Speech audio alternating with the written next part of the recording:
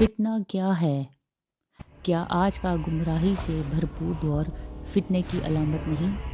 آئیے فتنے کے مفہوم کو قرآن و احادیث کی روشنی میں سمجھنے کی بھرپور کوشش کرتے ہیں۔ السلام علیکم، بسم اللہ الرحمن الرحیم۔ اللہ رب العزت نے اس دنیا کو آزمائش کے لیے بنایا ہے، اس لیے اس دنیا کو دارالفتن اور آزمائش کا گھر بھی کہا جاتا ہے۔ قرآن مجید میں فتنے کا لفظ کئی مرتبہ استعمال ہوا ہے۔ فتنہ اصل معنی سونے کو آگ پر پگھلا کر خالص سونا اور ثقافتیں دور کرنے کی ہیں۔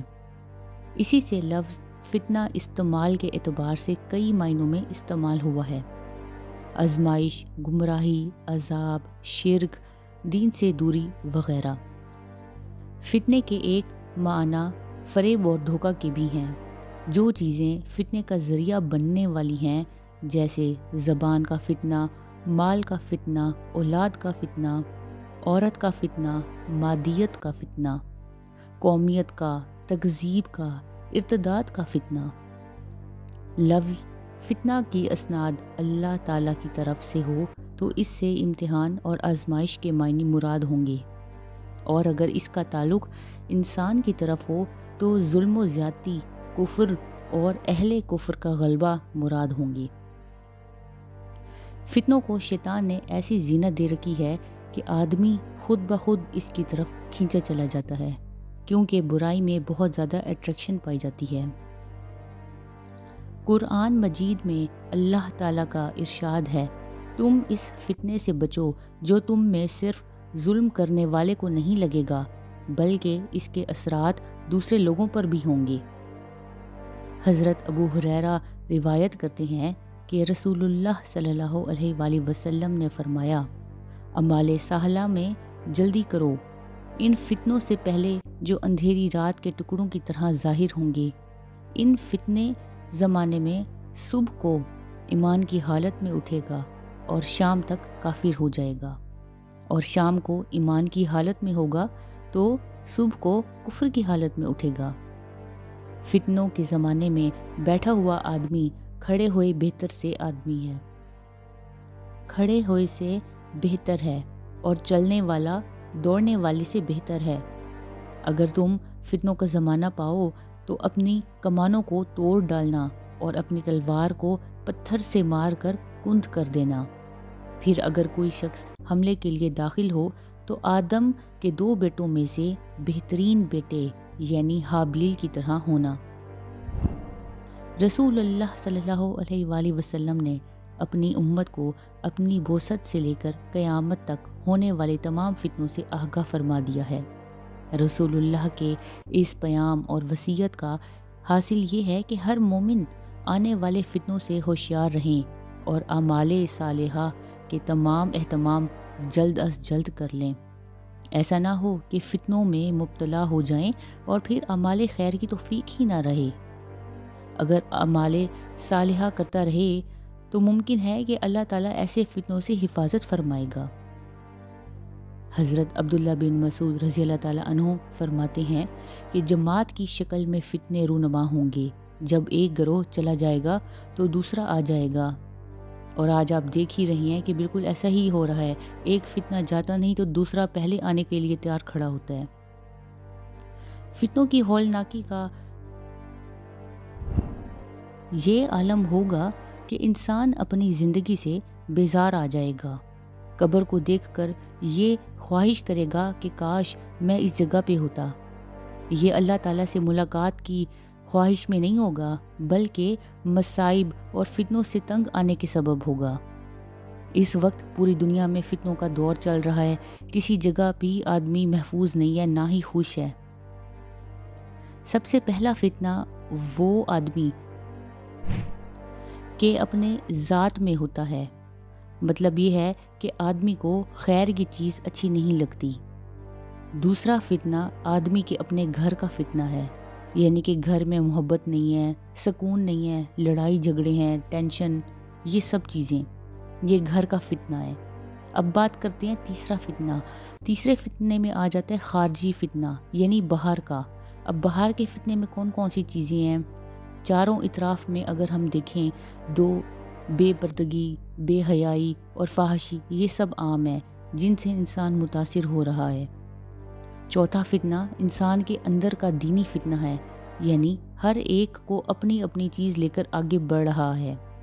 سورۃ روم میں بھی اس بات کا ذکر ہے کہ ہر گھر وہ کہتا ہے ہم جس پر ہیں وہ حق ہے، یعنی کہ ہر بندہ اپنے آپ کو صحیح کہتا ہے، کوئی غلط کو غلط کہنے کو تیار ہی نہیں ہے، اور اگر بھول کر کوئی کہہ دے کہ یہ چیز غلط ہے تو اس کو برا بھلا کہا جاتا ہے۔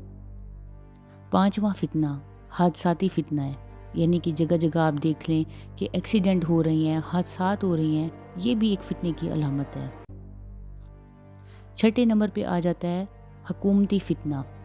اب اس پہ آپ دیکھ لیں کہ حکومتی سطح پہ حکومت شریعت میں مداخلت کر رہی ہے، جس کی وجہ سے فتنہ برپا ہو رہا ہے۔ ساتواں فتنہ ہوتا ہے ارتداد کا۔ مسلمان لڑکیاں اور غیر لڑکے مسلمانوں سے نہیں بلکہ غیر مسلموں سے شادی کرنے میں بہت زیادہ دلچسپی لے رہی ہیں، تو یہ بھی ایک بہت بڑا فتنہ ہے۔ ظاہر ہے جب کسی غیر مسلم سے شادی کریں گے تو انسان تو نان مسلم ہو ہی جائے گا نا۔ ارتداد کا فتنہ سب سے زیادہ خطرناک فتنہ ہے، کیونکہ اس سے انسان اپنا دین ہی چھوڑ بیٹھتا ہے، اور ویسے بھی مرتد کی سزا تو یہی ہے کہ اس کو آپ قتل کر دیں۔ خیر آگے بڑھتے ہیں۔ آپ صلی اللہ علیہ وآلہ وسلم نے فرمایا کہ میں فتنوں کو دیکھ رہا ہوں جو تمہارے گھروں کے اندر بارش کی طرح برس رہی ہیں۔ لوگوں پر ایک زمانہ ایسا آئے گا کہ اپنے دین پر صبر کرنا ایسا ہوگا جیسے انگاروں کو ہاتھوں میں لے لینا۔ آج آپ دیکھ لیں جگہ جگہ فتنہ ہے، جگہ جگہ لڑائی جھگڑے، اور صبر نام کی چیز ہی نہیں ہے، کمپرومائز لوگوں کے دلوں میں رہ ہی نہیں گیا۔ پہلے وقتوں میں آپ دیکھ لیں ہماری مائیں، ہماری نانیاں، دادیاں، ان میں کتنا صبر ہوتا تھا، کتنا کمپرومائز ہوتا تھا، مگر آج کے دور میں افسوس ایسا بالکل بھی نہیں ہے۔ تم فتنوں سے بچو، اس میں زبان کا اثر ایسا ہوتا ہے جیسے تلوار کا۔ اچھا جی آگے بڑھتے ہیں۔ قیامت کے قریب قتل و قتال کا زمانہ ہوگا، جس میں کفار سے قتال نہ ہوگا بلکہ آپس میں ایک دوسرے کو قتل کریں گے۔ یہاں مراد بھائی بھائی کی ہے، یہاں تک ایک آدمی سے اس کا بھائی ملے گا اور وہ اس کو قتل کر دے گا۔ اس زمانے کے لوگوں کی عقلیں سلب کی جائیں گی، یعنی کہ بھائی بھائی کا دشمن ہو جائے گا۔ آج آپ دیکھ لیں کہ ریلیٹیوز یعنی کہ ان کے خون ہی سفید ہو گئی ہیں، کوئی کسی کا نہیں ہے، اور سب ایک دوسرے سے جیلس کرتے ہیں، نفرت کرتے ہیں، سب ایک دوسرے کو قتل کرنے کے لیے راضی ہو جاتے ہیں۔ بہت سارے خیر مسائل چل رہے ہیں، آگے بڑھتے ہیں۔ قیامت اس وقت تک نہیں ہوگی جب تک دنیا کا سب سے نیک آدمی رذیل ابن رذیل نہ ہو جائے گا۔ تمہارے بعد صبر کا زمانہ ہے، جس میں صبر پر ڈٹے رہنا ایسا ہے جیسا تم صحابہ کرام میں 50 شہداء کا ثواب حاصل کرنا۔ یہ کس زمانے کی بات ہو رہی ہے؟ اوبویسلی یہ آج کے زمانے کی بات ہو رہی ہے، کیونکہ آج فتنے کا زمانہ چل رہا ہے، اور اس میں اپنے ایمان کے اوپر ہی ڈٹے رہنا ایک بہت بڑی بات ہے، اور کوئی حق کی اور اچھی سچی بات اگر پھیلائی جائے نا تو وہ ایک جہاد کا درجہ رکھتی ہے، اور واقعی اسی بندے کو ہی کنزرویٹو تصور کیا جاتا ہے جو آپ کو اچھی بات بتائے، دین کی بات بتائے، دین۔ اچھا آگے بڑھتے ہیں۔ فتنے کے زمانے میں عبادت کرنے کا ثواب اتنا ہے جتنا میری طرف ہجرت کرنے کا۔ فتنے کا ٹاپک ہی ایسا ہے کہ اس کے اوپر ہم جتنی بات کریں اتنی کم ہے، کیونکہ یہ بہت واسٹ ٹاپک ہے۔ فتنہ دجال جو کہ سب سے عظیم فتنہ ہے، یہ تو خیر بعد میں آتا ہے نا، اس سے پہلے جو چھوٹے چھوٹے فتنے آئیں گے جن کا آج کا دور چل رہا ہے، اس کے اوپر ہم نے ڈسکشن کرنی تھی، جو کہ میں نے اس ویڈیو میں بتائی۔ آئی ہوپ آپ کو کچھ نہ کچھ سمجھنے میں آسانی ہوئی ہوگی، اور میں نے فل کوشش کی ہے کہ میں زیادہ سے زیادہ اس میں احادیث شیئر کر سکوں۔ انشاءاللہ نیکسٹ ویڈیو بھی فتنے کے اوپر ہی ہوگی، اور تب تک کے لیے مجھے اجازت دیں۔ اللہ حافظ۔ ویڈیو کو لائک ضرور کر لیجیے گا، سبسکرائب ٹو مائی چینل۔ شکریہ، جزاک اللہ۔